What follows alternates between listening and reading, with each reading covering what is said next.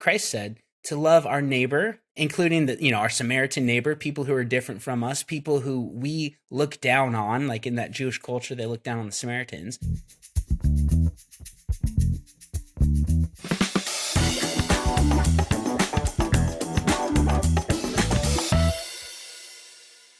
Hey friends, it's Abdu Murray. This is another installment of Coulda, Shoulda, Woulda, which is a series of short videos where I, along with a friend of mine or someone who is engaged in apologetics or evangelism, whatever it is, share stories where we coulda, shoulda, or woulda done something differently, whether it's during a Q&A, something from the platform, or just in our one-on-one conversations with folks.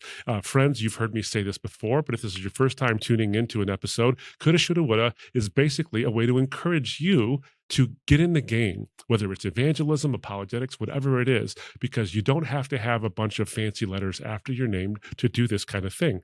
Now, what we want to encourage you with is that people who do this for a living and who are regularly engaged in apologetics or evangelism, we make mistakes too. We reflect back on conversations and think, man, I coulda, shoulda, or woulda done it differently. And that reflection equips us to be able to do it better the next time.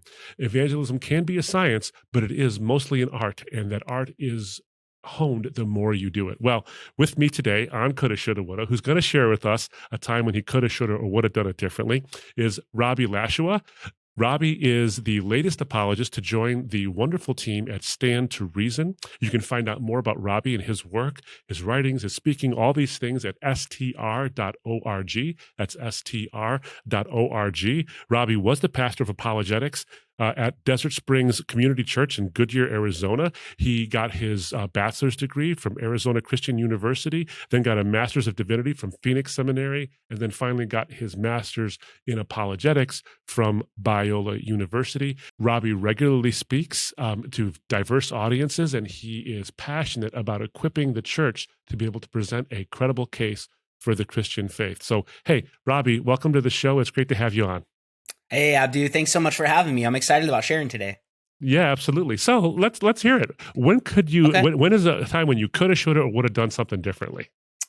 Well, this was a few years ago, and this church up in North Peoria here in Arizona, they hired me to come up and do both of their services on Sunday morning, and they wanted me to speak about homosexuality.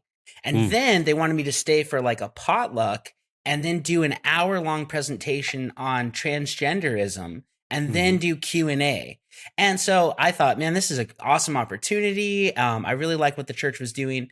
And so I went up there, preached, stayed and hung out for food. And then I talked about the transgender issue. But during the time when we were having lunch, this lady and her husband approached me, and she was just, tears in her eye and just saying, we raised our daughter in the church and she's walked away from the Lord. And she's living a gay lifestyle now, and it just breaks our hearts. What could we have done differently? And that a lot of times you get that ministerial type question from hurting parents. And so I talked with them about stuff and reassured them about, raising their child for the Lord, and people can make their own decisions, and it's not your fault, and things like that. And then they sat through my transgender presentation, and then when it came time for Q&A, she said, she stood up and she was sobbing, this was a tough issue for her. And she said, my daughter left the church and she's living the gay lifestyle.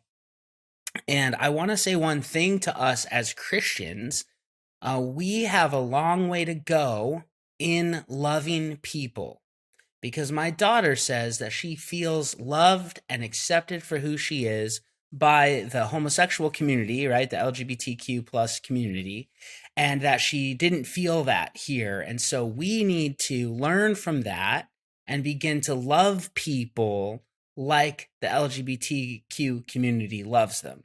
And, it took forever for her to say it because she's sobbing and, of course, and everyone's feeling bad and sad for her, and so she sits down and I remember I said, well, thank you so much for being vulnerable and sharing that. And yeah, we need to love people. Like, that's very important as Christians. Like, we're supposed to love our neighbors as ourselves, and that includes our LGBTQ neighbors. And so I kind of left it at that. And then there were some other questions.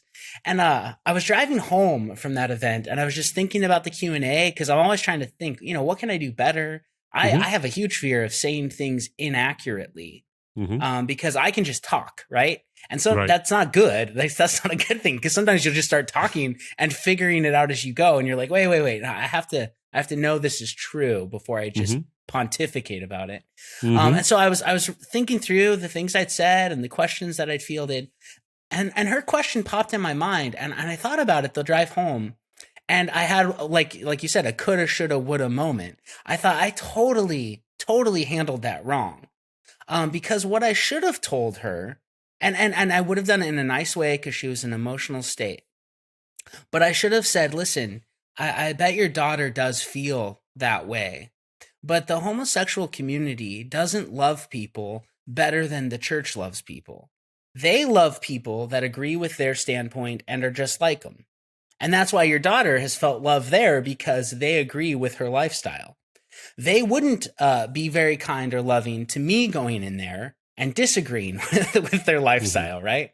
Mm-hmm. And so I would have pointed out, hey, as the church, we need to be better than what they're doing, because we do the exact same thing that the homosexual community does. We love people who are like us. Mm-hmm. Everybody does that. It's easy. We as Christians have to, like Christ said, to love our neighbor, including our Samaritan neighbor, people who are different from us, people who Mm-hmm. we look down on, like in that Jewish culture, they look down on the Samaritans. But he even goes further, and he says to love your enemies and to pray for those who persecute you. And so that means that we have fundamental disagreements with people. With an enemy is somebody you fundamentally disagree with on something huge, and we're supposed to love them. So I would have gently pointed that out to her in a kind way, because she was in an emotional state, but say, hey, listen, they're doing the exact same thing that the church already does, but we need to be better than that and love people different from us. And so I beat myself up about that one sometimes. I'm like, man, I totally missed it, and I thought I could be making people in that audience feel bad about themselves, when really that's how all humans are. We are kind to people that are like us, and that's Yeah. going on in the church and in the LGBTQ community. Yeah. Well, and in one sense too, not saying something in a way that is reserved, so you don't say something that might hurt someone's feelings or make the situation worse, is often better than saying something, but not always. Sometimes Yeah. it's better to say something than not say anything at all. But in that situation, and I think that looking back on it now, could you have said something that was a little more effective than silence? Yeah, and I think that you're reflecting very, very well on that. But of course, the silence in this particular instance was, we need to do better at loving. That was the message Mhm. that she had given, and you know what? That's okay, because that's probably Yeah. right. We need to do better It's true. at loving anyway. Yeah. It's So very true. Yep. in the end, it all works out. But this is the kind of thing I think is really helpful for our viewers and our listeners, is to recognize that if you don't say something and you reflect on, well, what would I have said, and then give an honest assessment. Well, what I wanted to say was this, but I'm glad I have the opportunity now to, if that ever happens again or something like it, I can prepare myself to make sure I say substantively the thing you just said, Robby, but with the tone that you have admonished us to and encouraged us to have, is to make sure we say it gently, taking into account the entire person, what she's going through, in the moment. Even the public disclosure of something like this becomes something emotional itself. So I really appreciate what you had to say there, and sharing that with us. So thanks for being vulnerable about that, man. I appreciate that. And hey, friends, this has been Coulda, Shoulda, Woulda. Do check out Robby's work with Stand to Reason. You can go to str.org, and Robby's work is featured on the website. You can look up what he's doing, and see times when he did actually do exactly what you need him to do, and equip you so that you can do what you need to do when you're having the conversations, not only with the substance and the meat of the response, in terms of the actual substantive answer, but also the tone. And that's what I love about what STR does. They do things memorably, they do things substantively, and they do things kindly. So thanks for being on, Robby. Looking forward to seeing you again. Yeah. Just hang Thanks so on. much, Abdu. You bet. All right, friends.